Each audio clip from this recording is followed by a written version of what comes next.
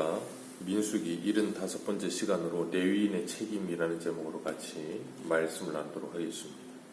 오늘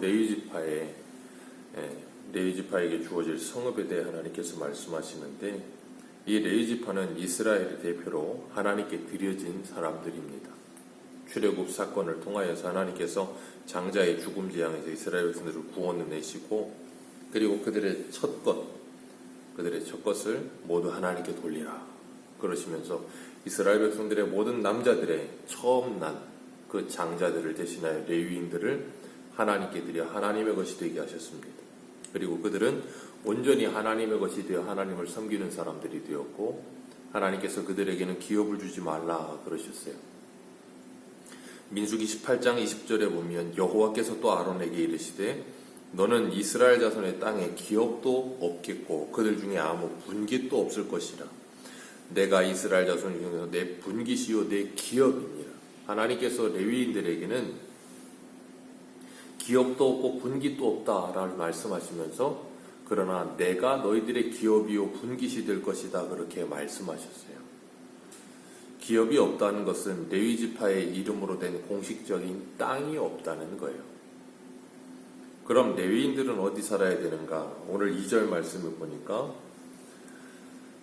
이스라엘 자손에게 명령하여 그들이 받은 기업에서 레위인에게 거주할 성읍을 주게 하고 그러셨어요. 그러니까 이스라엘 백성들이 34장까지 해서 각 지파가 자기들이 살아야 될 땅을 이렇게 분배하라고 그렇게 말을 합니다. 그래서 모두가 다 자기들이 살 땅을 분배하게 되는데, 그 땅을 이제 여호수아가 이제 가나안 땅에 들어가서 정복하고 분배하게 되면, 그래서 12지파가 다 나눠 가질 것 아닙니까? 가나안 땅을 12지파가 다 나누어 가지게 되면, 그리고 난 후에 그들이 레위인들에게 그들의 거할 성읍을 주라 그렇게 말씀하고 계시는 거예요. 그리고 그 성읍을 주되 성읍과 함께 초장도 그들에게 주어라 그랬어요. 성읍과 초장을 주라는 말은 3절 같이 읽습니다. 시작. 성읍은 그들의 거처가 되게 하고 초장은 그들의 재산인 가축과 짐승들을 그 것이 되게 할 것이라. 아멘.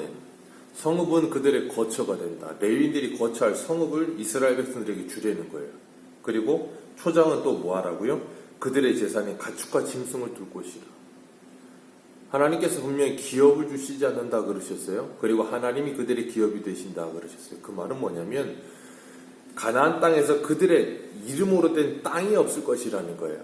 12지파 레위인을 제외하고 이 요셉 지파가 이제 에브라임과 므낫세 반지파로 나누어져서, 므낫세 반지파는 요단 동편에 있고 9지파 반이, 그러니까 10지파가 되겠죠. 10지파가 가나안 땅을 나누어 갔습니다. 가나안 땅을 나누어 갔는데 거기에 레위인의 이름으로 된 땅은 없다는 거예요. 그러나 레위인들에게도 뭐는 있어요? 재산은 있어요. 그래서 양과 이 짐승들을 키울 수 있도록 그 초장도 레위인들에게 주어라 그렇게 말씀하고 계시는 거예요. 레위지파 사람들에게는 땅을 주시지 않는다 그렇게 말씀하셨는데, 이들에게 또 땅을 주라 그렇게 말씀하세요. 그러면 처음부터 땅을 나눌 때 레위인에게도 땅을 주어라 그러면 얼마나 편하겠습니까? 그런데 레위지파에게는 기업을 주지 말라 그렇게 하시고 땅을 다 나누게 한 다음에 갑자기 또 레위지파에게 거할 성읍을 주어라 그렇게 말씀을 하세요. 그러면서 그들에게 나누라 그렇게 말씀하시고, 6절에 보면 그 성읍을 주는데 6절에 이 도피성 6곳과 함께 그들에게 40성읍을 주어서 총 48성읍을 주라는 거예요. 그리고 그 성읍의 크기는 이 4절 말씀에 보면 레위인에게 줄 성읍은 성벽으로부터 사방으로 1000규빗을 주라 그러셨어요.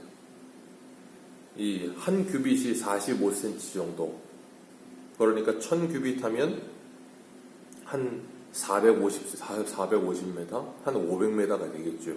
그리고 이 성을 중앙으로 5절 말씀에 보면 성 밖 동서남북으로 2000규빗씩, 그러니까 1km, 보통 한 1km 정도 되게끔 한 성읍이 이 정도 크기 되게끔 해서 48개를 주라는 거예요.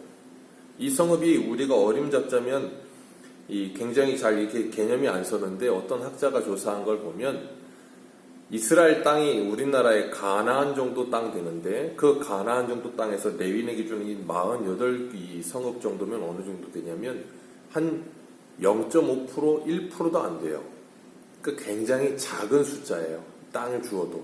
근데 땅을 줘도 굉장히 작은 숫자긴 하지만 중요한 건 뭐냐면 처음부터 땅을 그들의 이름으로 나누어 줬으면 아무 문제가 없는데 12지파가 다 나누어 가진 다음에 다시 그걸 주어라 그러니까 그게 조금 이제 약간 문제가 생길 수도 있는 거예요. 그런데 이스라엘 백성들은 아무 말이 없어요. 그리고 그 땅을 나누어 주게 됩니다.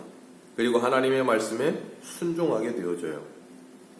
그러면서 그 땅을 나누어 줄 때 48성읍을 나누어 줄 때 그들이 다 똑같이 나누어 주지 않습니다. 왜냐하면 하나님께서 이 땅을 분배하라고 하실 때에도 지파에 사람이 많은 지파, 그래서 큰 지파는 큰 땅을 갖고 적은 지파는 적은 땅을 갖게 하셨어요.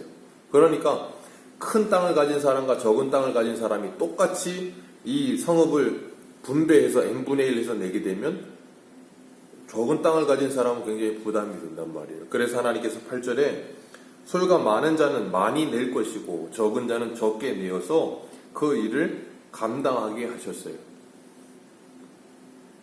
그래서 어느 지파 하나도 빠짐없이 10지파가 9지파 반이 그 일을 다 할 수 있도록 어느 큰 지파는 많이 적은 지파는 적게 자기의 분량대로 하나님께서 그 일을 하게 하셨다는 거예요.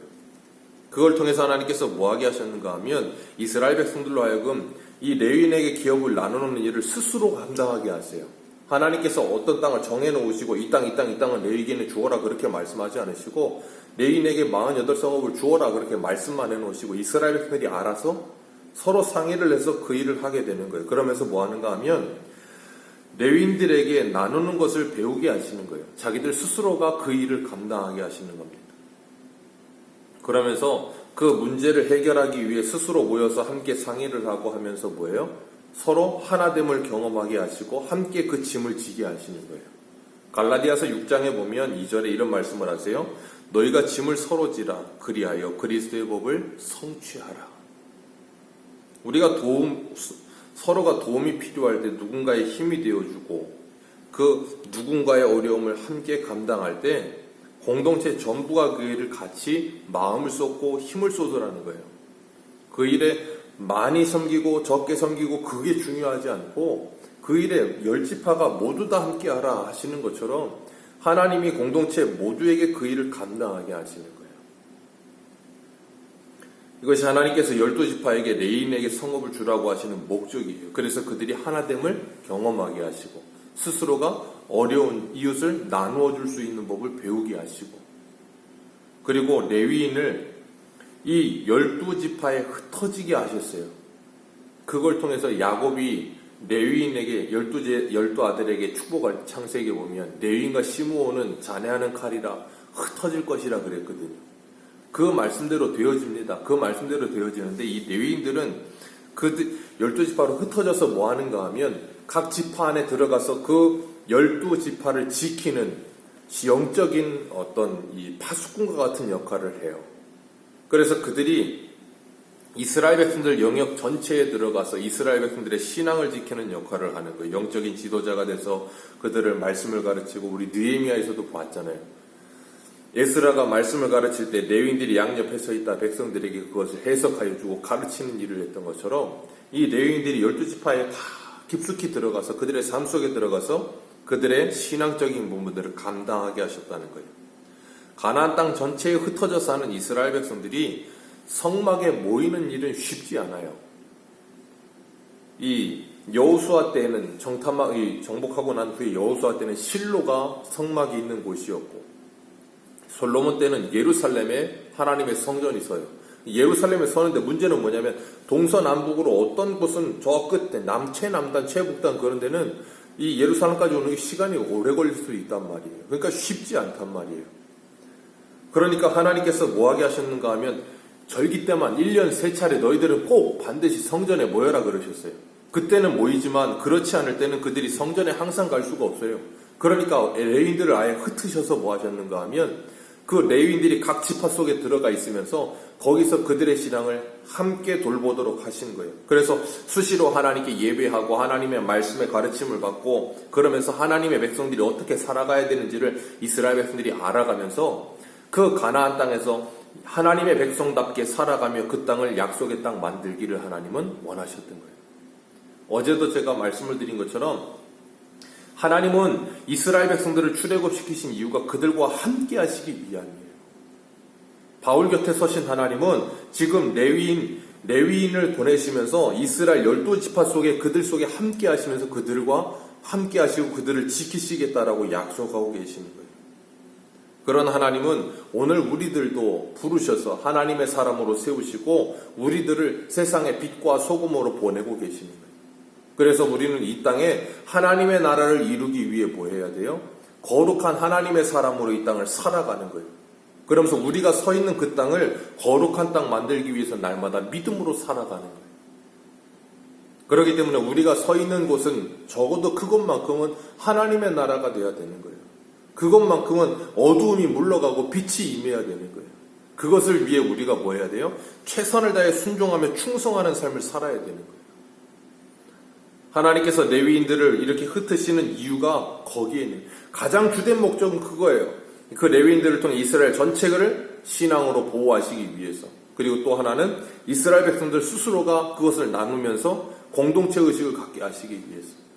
오늘도 하나님께서 우리를 부르셔서 우리 각자가 가정에서 아니면 교회에서 어떤 내가 속해 있는 공동체에서 문제가 생길 때 그 문제를 그냥 멀리 강 건너 불구경하듯이 생각하지 말고 그 일을 내일로 생각하고 내가 그 일을 많이 감당할 수 있든 적게 감당할 수 있든 그게 중요하지 않고 그것에 같이 마음을 두고 같이 생각을 하고 같이 기도하면서 그 문제를 풀라는 거예요.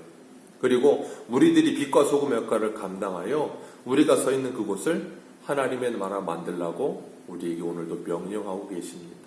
오늘 하루를 시작하면서 우리가 이 하루를 살아가는 동안에 정말 하나님의 말씀을 붙들고 우리가 서 있는 그곳을 하나님의 나라 만들어가는 복된 하나님의 사람들 되시기를 주님의 이름으로 축원합니다.